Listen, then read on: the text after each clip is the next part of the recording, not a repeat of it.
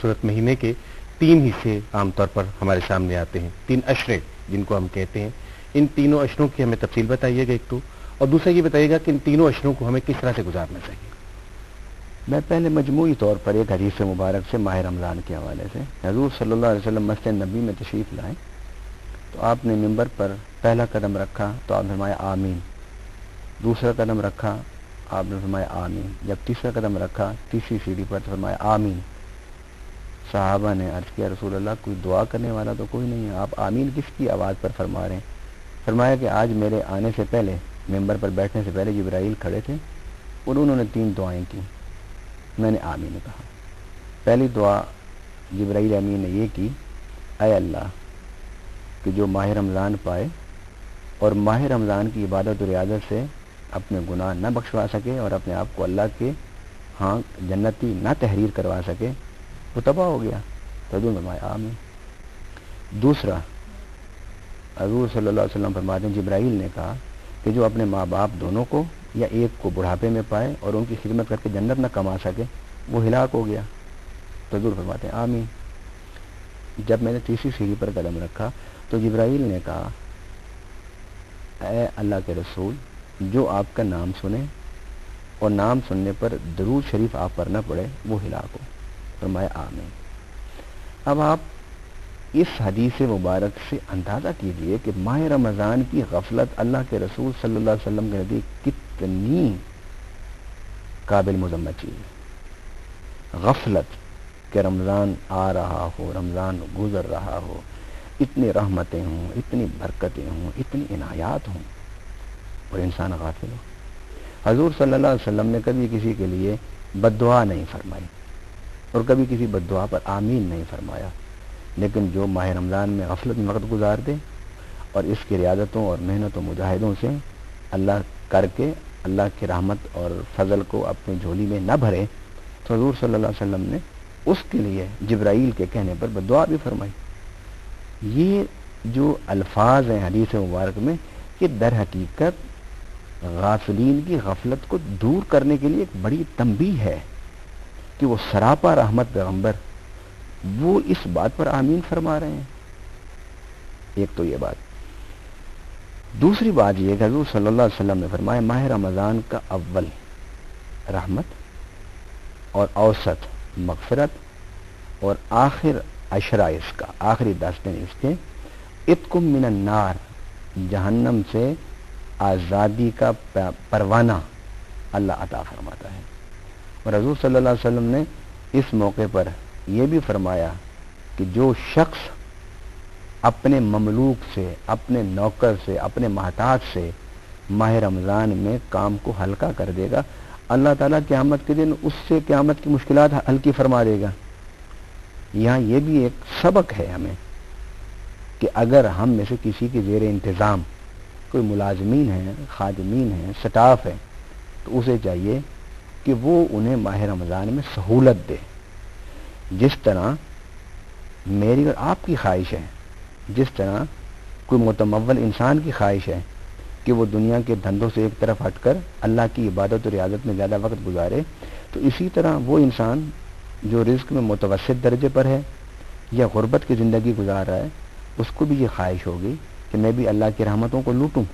अगर स्टाफ में, मुलाजमीन में, नौकरों में, खादिमीन में अगर ऐसे लोग मौजूद हैं कि जो रग़बत और तवज्जो से माह रमज़ान की बरकतों को समेटना चाहते हैं, तो उनके जो अफसर हैं, जो उनके ऊपर बाला लोग हैं, उनको चाहिए उनके साथ तखफीफ का मामला करें। अना साहब, एक तरफ तो आपने ये बड़ी खूबसूरत सी बात कही कि अपने स्टाफ के साथ हमारा रवैया जो है वो नर्म हो जाना चाहिए, जबकि दूसरी तरफ हम देखते हैं कि कुछ लोग जो हैं वो गुस्से और इश्ताल को बस अपनी ज़िंदगी का हिस्सा बना लेते हैं रमज़ान मुबारक में, और अगर उनसे कुछ कहा जाए तो वो कहते हैं जनाब चूंकि मैं रोज़े में हूँ इसलिए मुझे गुस्सा आ गया, इसलिए मेरा ब्लड प्रेशर हाई हो गया। आप उन लोगों के हवाले से क्या फरमाएंगे? अगर वो रोज़े से अजर व सवाब कमाना चाहते हैं और रोज़े से अल्लाह को राज़ी करना चाहते हैं और रोज़े से अपने गुनाहों की बख्शिश मग़फ़िरत चाहते हैं, तो फिर रोज़ा रख कर उनको किसी पर गुस्सा या लड़ाई झगड़ा इसकी इजाज़त इस्लाम नहीं देता। बल्कि नबी पाक सल्लल्लाहु अलैहि वसल्लम ने फरमाया कि अगर कोई तुमसे आकर लड़े भी तो उसको जवाब लड़ाई में ना दो। اگر کوئی تمہیں آ کے گالی بھی دیتا ہے تو تم اس کو جواب گالی کا گالی میں نہ دو، بلکہ اس کو صرف اتنا کہہ دو کہ میں آج روزے دار ہوں، میں آج تم جیسی گفتگو نہیں کر سکتا، میں تم سے لڑ نہیں سکتا۔ اور علامہ صاحب میرا خیال ہے یہ بہترین جواب ہے کہ میں آج روزے سے ہوں، بس اس میں سارے ہی جوابات جو ہیں وہ سمٹ کر آ جاتے ہیں۔ ہمیں جانا ہے چھوٹے سے وقفے پر، اس کے بعد ہم آپ سے بات کریں گے لیلۃ القدر کے حوالے سے اور نزول قرآن کے حوالے سے۔ آپ ہمارا ساتھ دیجیے کہ اس پروگرام میں جس میں آج ہم رمضان المبارک کے حوالے سے گفتگو کر رہے ہیں۔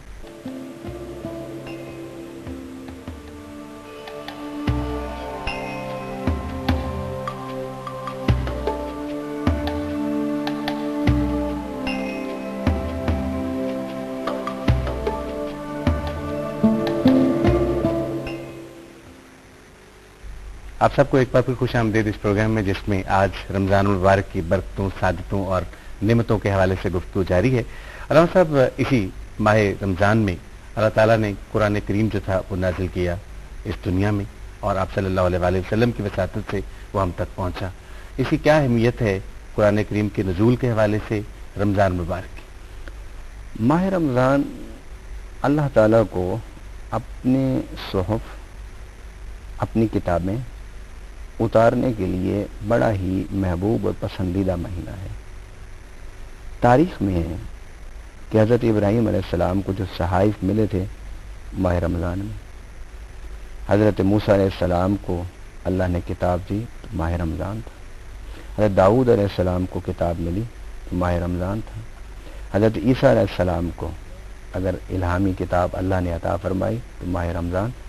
تو ماہ رمضان میں قرآن سے پہلے بھی جتنی الہامی کتابیں، جتنے صحیفے اترے وہ سب ماہ رمضان میں تھے۔ اللہ تعالیٰ نے رمضان و ماہ رمضان کو یہ خوبی، یہ فضیلت، یہ عزت اپنے خاص فیصلوں سے عطا فرمائی ہے کہ جس نبی پر جو کچھ اترا وہ ماہ رمضان میں اترا۔ اور قرآن پاک کے بارے میں تو واضح الفاظ ہیں، انا انزلناہ فی لیلۃ القدر وما ادراک ما لیلۃ القدر۔ ماہ رمضان میں قرآن پاک اترا، یعنی تمام آسمانی کتابیں ماہ رمضان میں، اور آخری آسمانی کتاب قرآن مجید فرقان حمید وہ بھی ماہ رمضان میں اللہ تعالیٰ نے اتاری۔ اور اس ماہ رمضان کی جس رات کو قرآن پاک کے نزول کا آغاز ہوا اسے لیلۃ القدر کہا۔ عزت والی رات، بزرگی والی رات، شرف والی رات، منزلت والی رات۔ وہ منزل، عزت، شرف اور قدر والی رات کیوں بن گئی؟ کہ اس رات میں وہ قرآن پاک اترا، وہ کتاب اتری کہ جس نے قیامت تک کے لیے انسانیت کی رہنمائی کا ذریعہ بننا تھا۔ اس لیے سورۃ القدر میں ہے کہ تمہیں کیا پتا کہ لیلۃ القدر کیا ہے، تم کیا جانو لیلۃ القدر کی کیا فضیلت ہے۔ ایک تو لیلۃ القدر کی فضیلت عبادت، ریاضت اور ثواب کے حوالے سے ہے نا، اور ایک لیلۃ القدر کی فضیلت نزول قرآن کے حوالے سے ہے۔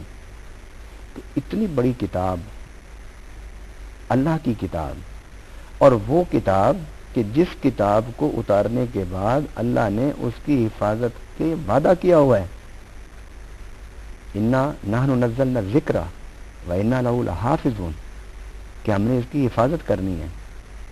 اس سے پہلے جو کتابیں آئیں ان کی حفاظت کا وعدہ اللہ نے نہیں